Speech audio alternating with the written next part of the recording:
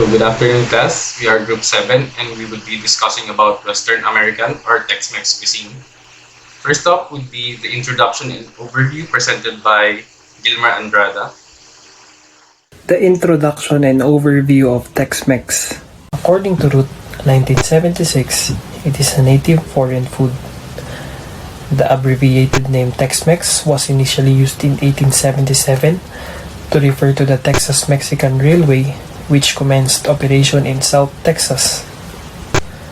Texas invented the exquisite flavors of fajitas, nachos, and chili con queso, which have been a part of the Texan culture, and now it is popular across the United States. The history of Tex-Mex is intertwined with that of Texas.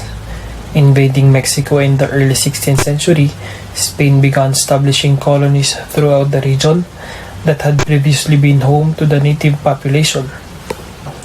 In 1821, Mexico gained independence from Spain. Mexico cuisine had grown to integrate products and recipes brought over by the Spanish, while in 1836, Texas declared independence from Mexico, and in 1845, it joined the United States. New spices and delicacies became more readily available as the result of the becoming part of the United States. For the trade, Spain would import their own economic system, religion, and customs to modern-day Mexico over the next few centuries. As a result, it became the combination of the native Mexican and Spanish culture. One of the early dishes that emerged was chili con carne, and this was Tex-Mex's first famous import to the mainstream America. Second would be the tamales. Diana Kennedy wrote the book entitled Mexican Food Unauthentic. She also popularized the term Tex-Mex. Now, Tex-Mex can be found around the world. For their religion, Texas Mexican held tenaciously to their own brand of Catholicism, which they had forged for their particular needs. Especially Tejanos used their Catholicism to palliate their social subordination and affirm their cultural identity. Next up would be history and development presented by Aaron J. Dizon.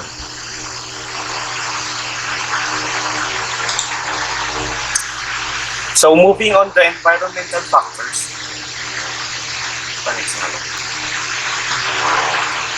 So moving on the environmental factors, especially Mexico's growing conditions, it is said that Mexico is part of the 15 largest economies in the world and second largest economy in Latin America. Between the years 1980 and 2018, its average economic growth is above 2%. Indeed, the Mexican economy is considered one of the most influential economies in Latin America, considering its continuous growth since 1970s. So, Mexico, in terms of its topography, is made up of diverse landscapes. This includes coastal plains, temperate highlands, and mountain ranges whose elevation is over 10,000 feet above sea level. Its dominant geographic feature is the Great Highland Central Plateau, as discovers most of the countries from the US border to the Isthmus Teotihuacan. So next one. So for the traditional tools and cooking equipment, first up is the rolling pin. Rolling pin used to roll out various types of dough when making food items such as bread and pastries. So the materials including glass, ceramic, acrylic, and many more. So next is molinillo or batidor or batidor, used for centuries to whip up foam on hot chocolate drinks. Next up is Cuchara de madera or wooden spoon. It is the perfect tool to prepare, stir, and serve your favorite recipes including stews, soups, and sauces. Experimador de Lima or lime squeezer. It is an ideal tool to use squeezing and using any citrus fruit. Next. Next is the molcajete or mortar and pestle. It's a bowl of some sorts and pestle. It's a cylinder type tool used to smash ingredients. The mortar also is a durable bowl, commonly made of stone, ceramic, or wood. Yung instructions. Place your ingredients in the mortar and hold it in place with one hand. Tapos paikot-ikot na ginagawa. So, tortilladora or tortilla press. A tortilla press is a simple kitchen tool that uses leverage to press a ball dough into a tortilla para maging mas flatten yung dough. Tapos, ito rin yung alternative use for rolling pin para mas mapabilis. Because most are made from cast iron, but some manufacturers make tortilla press from steel, aluminum, and even wood. Next po. So, yun pala. Tortillero or your tortilla warmer allows you to slowly warm up the tortillas as you can spread the heat evenly over the cooking surface of the container. So, tortilla warmers are made from a variety of materials such as terracotta, ceramic, a plastic or composite styrofoam. Next ay comal. Okay, next po is comal. Comal is a smooth flat bridge typically used in Mexico, central parts of South America. It uses to cook tortilla and arepas, toast, spices, and nuts. Traditionally crafted from clay, but now usually made from cast iron, steel, aluminum, and other materials. So here's the video for how to use the tortilla press and the use of tortilla warmer. The dough is all incorporated in a nice sort of Play-Doh texture, which again is great for kids. You want to cut this dough into about 16 pieces. So we're going to cut each of those into about 4. You want to cover them up with a wet paper towel so that they don't get too dry.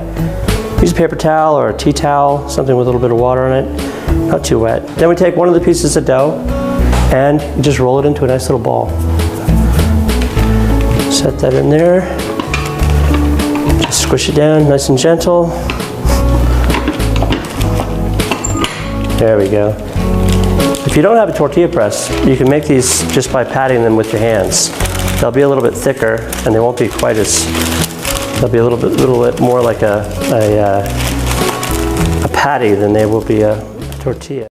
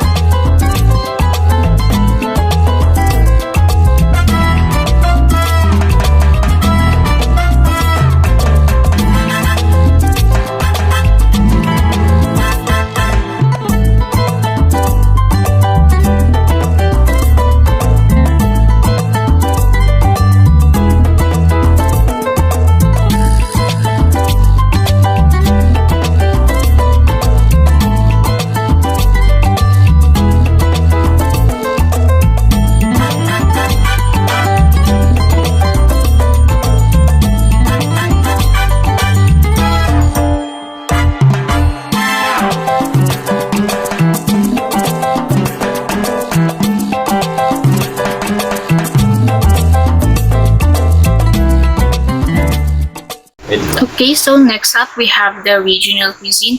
So some of us might confuse the Tex-Mex cuisine with the authentic Mexican cuisine, but and we somehow mistake them as a Mexican food, but rather these foods are actually an example of the Tex-Mex cuisine. So, example of these foods are, first, next slide po. We have the steak fajitas, also known as beef steak fajitas. So this dish is typically made with grilled strips of skirt steak, or this skirt steak is a cut of beef from the plate just below the rib part, with onions and bell peppers, and served sizzling hot with fresh tortillas, guacamole, sour cream, and sometimes salsa. The next Tex-Mex dish is nachos. So nachos are your heated tortilla chips, and they are basically a fried or baked tortilla, then later added with melted queso or cheese, chili con carne, and sometimes pico de gallo. Often, this dish is often served as a snack or as an appetizer. Next. And next is the chili con queso. Chili con queso is a smooth, creamy sauce used for dipping that is made from a blend of melted cheese, usually your yellow cheeses such as cheddar cheese, processed cheese, and Monterey Jack.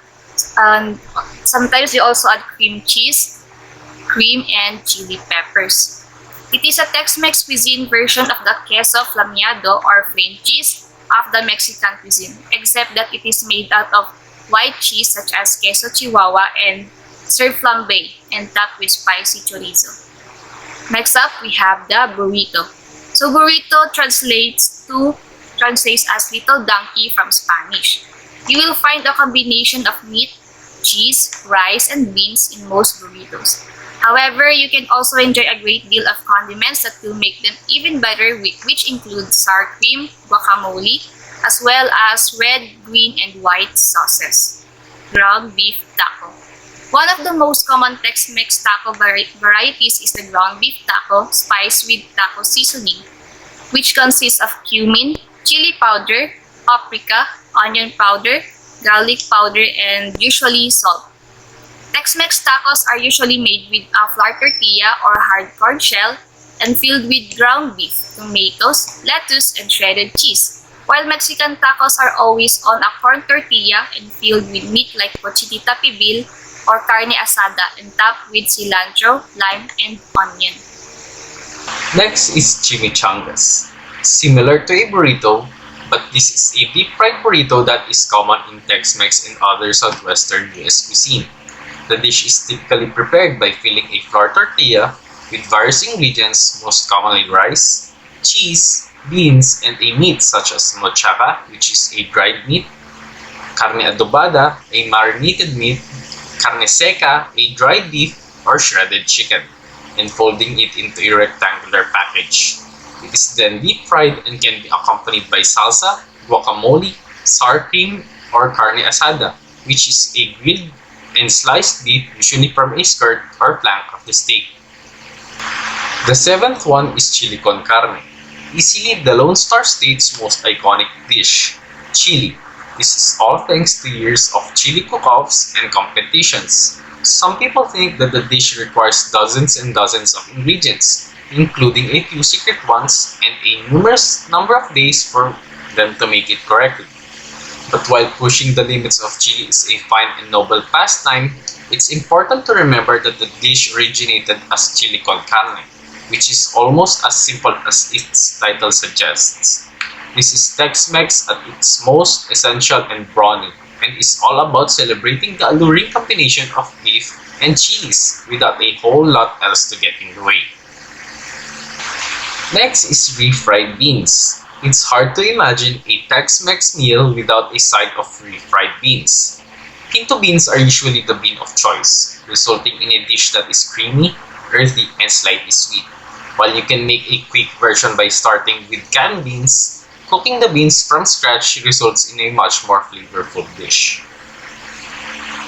The ninth dish is cheese enchiladas.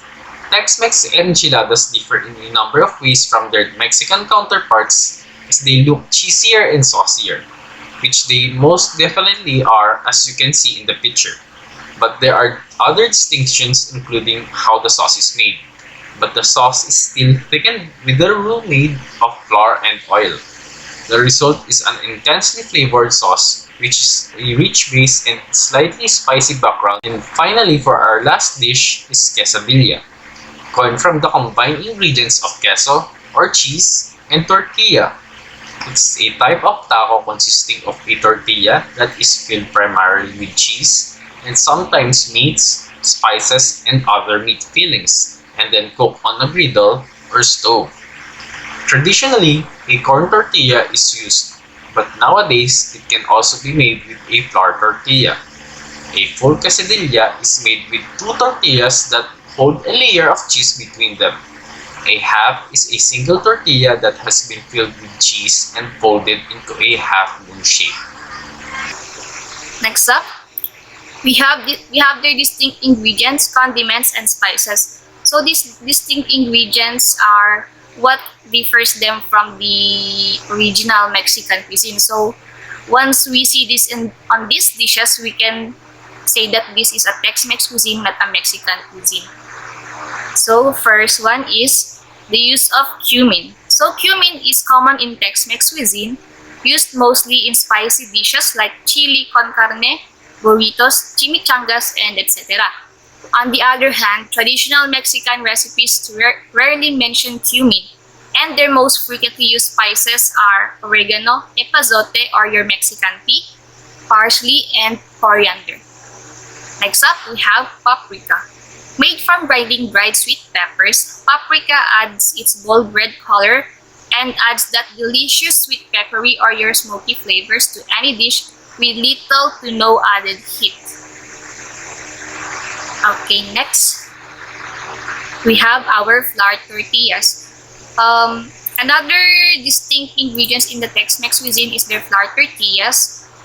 Meanwhile, in Mexican cuisine, they usually use tortillas made out of corn or your masa harina. And according to food historian Melissa Guerra, the Spanish colonizers refused to eat corn as they deemed it unfit for human consumption upon their arrival in Mexico.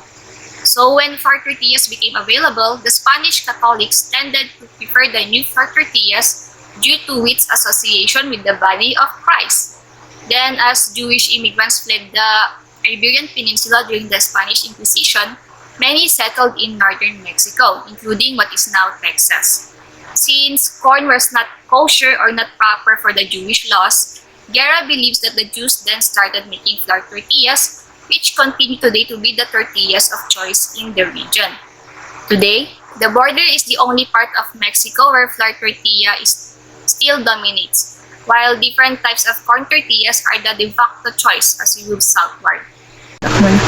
Americans also prefer flour, but corn is also gaining ground wherein they use it to make hard-shell tacos and nachos. Next up, ground beef. In the early days of Texas, the vaqueros, also known as the cowboys, who came with the vast herds of cattle, probably had more beef than they knew what to do with it. So naturally, they added heaping amounts of beef to the savory dishes they adapted from the Tejanos. In contrast, traditional Mexican dishes usually featured chicken, pork, and even fish in the coastal areas, because these meats are more easily available and a more common meat ingredient in Mexican traditional dishes. Next is the yellow cheese. So, if you see yellow cheeses on your Mexican food, we consider this Tex-Mex cuisine. So the yellow and gooey goodness, cheddar and Monterey Jack cheese, as I have mentioned earlier, is totally unique to Tex-Mex. This edible melted gold is laced throughout the refried beans, shredded enchiladas, and served as a bowl of queso. It is the gold standard and the ultimate hallmark of an authentic Tex-Mex dish.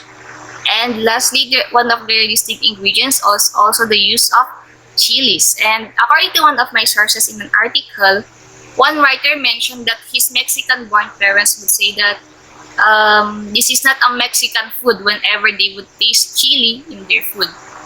So, the most common chilies used in Tex-Mex cuisine are ancho chile, guajillo chile, and chipotle chili and the chili de arbol.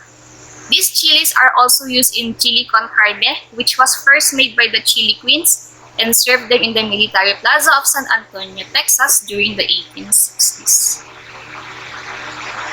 Next up would be the famous and popular dishes presented by John Joshua Suma. For the famous and popular dishes, we have burrito. Burritos are a popular Tex-Mex dish across the United States with almost any choice available, including breakfast and dinner options. You can order burritos with a variety of meats, cheeses, vegetables, and other fillings. And you can also top it with sauces or salsas. And for the burrito ingredients, burrito seasoning, you can use onion powder, dried oregano, salt, dried cumin powder, paprika, black pepper, cayenne pepper. And for the filling, chicken fillings, you can use chicken breast, olive oil, onion, garlic cloves, bell pepper, refried beans, and water. And you can also choose rice between white rice and red rice. And for the other toppings, you can use canned corn, cheese, and cilantro. And here's a video or a demo about how to make burrito.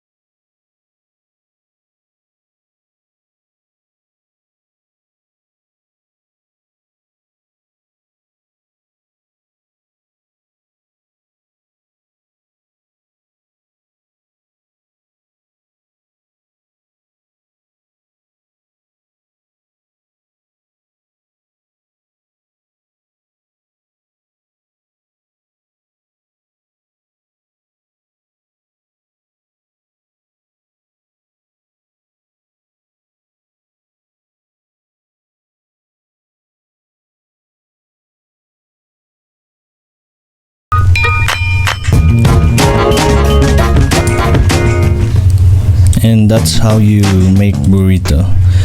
Next is taco.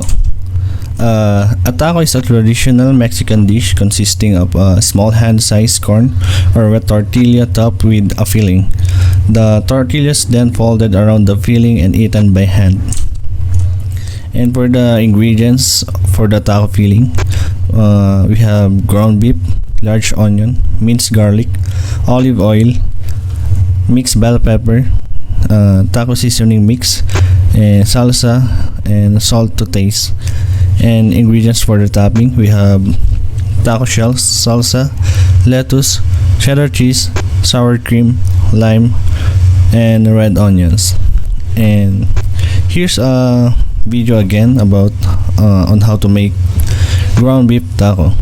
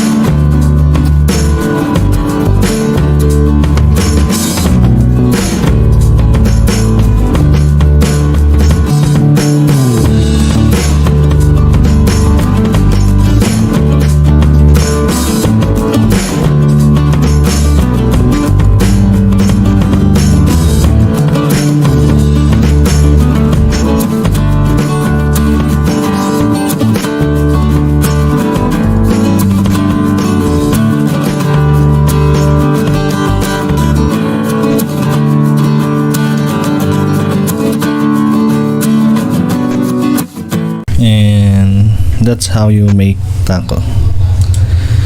Next one is enchiladas. These Tex-Mex style chicken enchiladas are easy to make with a basic filling of sauteed chicken, green chilies, onions, beans, and shredded cheese.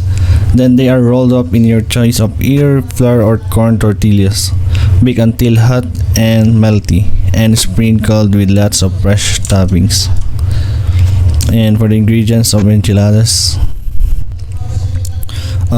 we have canola oil, all-purpose flour, and Mexican red sauce, chicken broth, salt, black pepper, and for the meat, we have ground beef, medium onion, finely chopped, and teaspoon salt. And next one is chimichinga. Chimichinga is a popular southwestern dish that's almost identical to a burrito, except it's deep fried. And for the ingredients for this one is ground beef, refried beans, chopped onion, tomato sauce, chili powder, garlic, ground cumin, and flour tortillas, chopped green chilies, chopped jalapeno peppers, deep fat frying, and shredded cheddar cheese. And for the directions on how to cook, in a large skillet, cook beef over medium heat until no longer pink. Crumble beef, drain, stir in the beans, onion, 1/2 cup tomato sauce, chili powder, garlic, and cumin. And spoon about one-third cup of beef mixture off center in each tortilla. Fold edge nearest filling up and over to cover. Fold in both sides and roll up. Fasten with toothpicks. In a large saucepan, combine the chilies, peppers, and remaining tomato sauce. Heat through. In an electric skillet or deep fat fryer, heat 1 in of oil to 375 degrees. Fry the chimichangas for 1.5 or 2 minutes on each side or until brown. Drain on paper towels, sprinkle with cheese, and serve with sauce. And next one is barbacoa. Barbacoa is an authentic Mexican dish typically made with beef, goat, or lamb. It is traditionally seasoned with dried chilies and spices and slowly cooked until perfectly tender. And from there, it is as a delicious filling for tacos, burritos, and so forth. And here's the ingredients for barbacoa.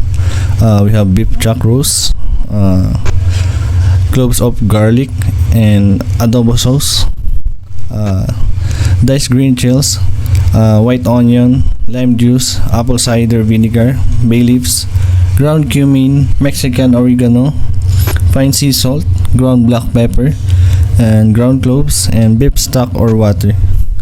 And for the instruction or method on how to cook this one, slow cook, combine all ingredients in the bowl of a slow cooker, toss gently to combine, cover and cook on low for 6 to 8 hours, or on high for 3 to 4 hours, or until the beef is tender and falls apart easily when shredded with a fork. Next is shred and toss. Using 2 forks, shred the beef into bite-sized pieces inside of the slow cooker. Toss the beef with the juices, then cover and let the barbacoa beef soak up the juices for an extra 10 minutes. Remove the bay leaves. And the last one is serve. Use a pair of tongs or slotted spoon to serve the barbacoa beef and enjoy. Thank you. Finally, for famous beverages, Nicolo Parolan will be presenting. Hello guys, I hereby to present you the famous beverages in Western America. First one is the Tequila Sunrise. Tequila Sunrise is a classic cocktail that evokes a summer sunrise in a glass. It is made with three basic ingredients. First, the tequila, second, the orange juice, and the last one is grenadine syrup. The cocktail was invented around 1930 with a base of tequila and lime juice, soda water, and cream decassis. But the modern version originated in the 1970s in Sausalito, California, when the cocktail gained a huge leap in popularity because Mick Jagger named the Rolling Stones tour after it. And the next famous beverage is Zombie. Zombie is a tiki cocktail that was invented in the late 1930s in Los Angeles by Don Beach. The cocktail is named Zombie after the way it affects the drinkers. The drink is made with Demerara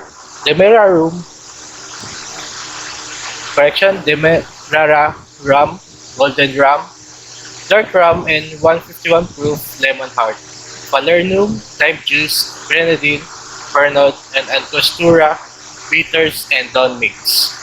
However, some variation includes absinthe or triple sec, which makes the cocktail even stronger. This high-powered cocktail is prepared by shaking all the ingredients together, except for the 151 proof rum, which is added on top of the drink and can be ignited at this point. Zombie is typically served on the rocks in a tiki mug or a hurricane glass, garnished with a cherry, an orange juice slice, and a pineapple slice. And when it is served heated, the cocktail is named Hot Zombie. The third beverage is White Russian. White Russian cocktail is made with a combination of vodka, cream, and coffee liqueur. To prepare it, vodka and coffee liqueur are poured into an old-fashioned glass over ice. Cream is then floated on top, and the whole combination is gently stirred with a straw. The drink is named after its key ingredient, vodka, which is typically associated with Russia. White Russian gained huge popularity in 1998 when the cult classic The Big Lebowski was released. The main character in the movie, called the Dude, drinks White Russian throughout the movie. The fourth beverage is Mai Tai. Mai Tai is a popular rum-based cocktail originating from Oakland in 1944. Its name means good in Tahitian. In addition to rum, which can be both spiced and coconut flavored, the cocktail contains lime juice, Orgean syrup, and orange liqueur, typically Curacao or Curacao, but in some versions it can include grapefruit juice, bitters, or grenadine. All ingredients should be vigorously shaken with ice for a few minutes before the cocktail is strained into an old-fashioned glass before serving. Mai Tai is traditionally garnished with fruits such as pineapple, orange, and cherries. It became a trendy cocktail in 1950s when Elvis Presley promoted it in his movie. The last famous beverage is Bay Breeze. Bay Breeze is a refreshing cocktail with Hawaiian origins. It consists of vodka and cranberry juice as its base, with an addition of pineapple juice. This elegant, layered cocktail is sometimes also referred to as Downeaster, Hawaiian Sea Breeze, or Paul Joseph. The tropical cocktail is constructed by gently building layers of ingredients in a glass, starting with the ingredients which have the highest sugar content, and subsequently adding other components with low sugar content on top. Bay Breeze is typically served without stirring in a highball glass, and is garnished with a slice of pineapple, lime, or orange. Here we will show you how to prepare the the tequila sunrise. Hey, welcome back to Cocktail Cards. Today, we're going to show you how to make the tequila sunrise. Now, this was a very popular drink when I worked at the Spanish bar that I was at, and it's actually very simple. It's very easy to make, very easy to drink. It's just not much to it. So let's go ahead and jump in and talk about the ingredients here. So first of all, this is a tequila drink. So I'm gonna be using Espolón. Go ahead and use one of your favorite mixing tequilas for this one. And next you're gonna need orange juice. So I have some fresh squeezed orange juice. You could definitely use a store brand orange juice, just as long as it's not from concentrate. And the next ingredient will be grenadine. Now, if you really want to elevate this cocktail, you can make some grenadine at home from scratch. But if you are in a pinch, you could definitely use the grenadine in a store. It's not going to make or break this drink all that much. Lastly, you're going to need an orange because we're going to do an orange wedge to garnish. So let's go ahead and jump in and show you how to make the drink.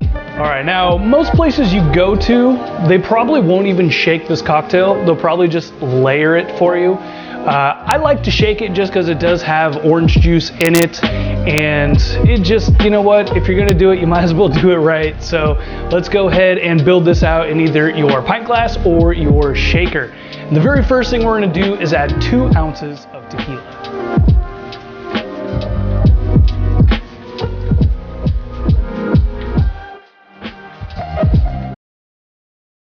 And next we're going to add 4 ounces of orange juice.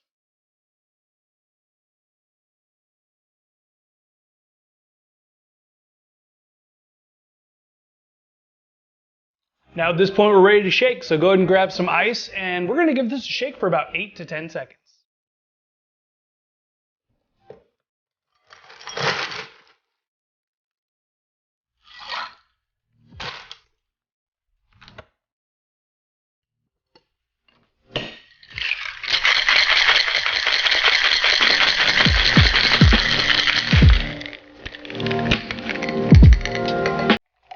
So what I like to do to make this look a little bit more like a realistic sunrise is I like to do this a little bit backwards. I know a lot of people just pour the grenadine over the top of the drink. I like to add the grenadine first because you want the kind of darker red to be on the bottom for the full sunrise effect, right? So let's go ahead and add 1/4 ounce of our grenadine.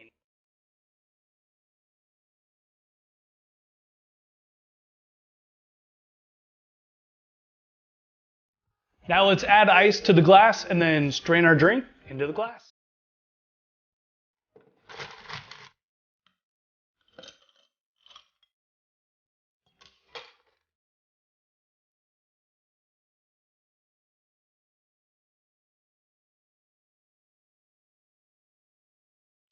Next, go ahead and take your bar spoon, I like to use the back, and just kind of give it a little stir on the bottom, and that'll help kind of blend in the grenadine with the rest of the drink and start giving you that really cool sunrise gradient effect here. Look at that, that looks so gorgeous. So now we're gonna grab our orange, and I like to think of the orange as kind of like the sun that's gleaming off the light here, right? So unfortunately my oranges are humongous.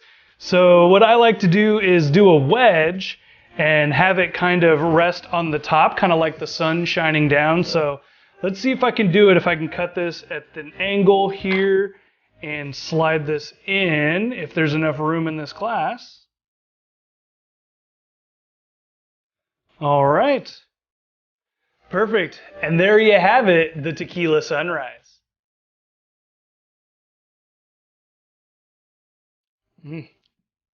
That's good. That's dangerously smooth. Tequila and orange juice are the primary flavors there, and the grenadine just kind of helps sweeten it. So you're getting a little citrus from the orange, and the grenadines just kind of help balance it all out. But yeah, this drink basically just makes you feel like you're sitting on a beach drinking a good fruity tequila cocktail. So it's pretty darn good. There you are, the tequila sunrise. And this is the Mai Tai. Now for the proper dining etiquettes, a rice gel dolinas will be presented. So for the dining etiquette, Next po. For the dining etiquette for discussing a business, Americans conduct business over breakfast, lunch, and dinner. Socializing may start the meal off, but the conversation will revolve around the business. For the dining etiquette for paying the bills, in a business setting, the person extending the invitation pays for the meal. And for the dining in group, the bills will be divided evenly by the group. Next. For the dining etiquette for utensils, the fork is held in the left hand, times facing down, and the knife is held in the right hand. After cutting food, the knife is laid down and the fork is switched to the right hand to eat the cut food. For the dining etiquette for your napkin should be placed on your lap immediately after you are seated and kept on the lap during the meal. When you are finished with your dinner, place it loosely on the table, not on the plate and not on your chair. Next is dining etiquette in a restaurant. In taking an order or paying bills, raise your hand or index finger and make eye contact to signal a server. And for dining etiquette for beginning to eat, in a restaurant, wait until all the food are served at your table before beginning to eat. At a private dinner party, when a host or a hostess picks up their fork to eat, then you may start to eat. Do not start before this unless the host or the hostess insists that you may start eating. And if offered a second helping of food, feel free to take whatever you like. Invitation etiquette. When you are invited to an event, it is very important to respond either yes or no. Saying no is fine, but do not say you will attend and then will not show up. Dining etiquette for a toast. The guest of honor is toasted and should reciprocate by giving a toast of thanks. Informal toast involve raising a glass and saying cheers. And at more formal gatherings, glasses are raised in response to a speech and the group response is elicited.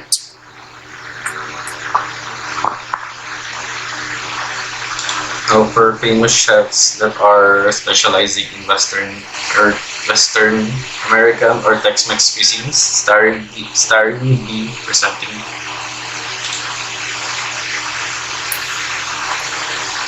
So for the famous chef, next slide. So first famous chef is Rick Bayless. He is an American chef and restaurateur who specializes in traditional Mexican cuisine with modern interpretations. And also, he is the fourth generation in his family to get into a restaurant business. Rick Bayless was born in Oklahoma in 1953. And this is his restaurant. First is Frontera Grill, Topo Lobampo, Soko, Bar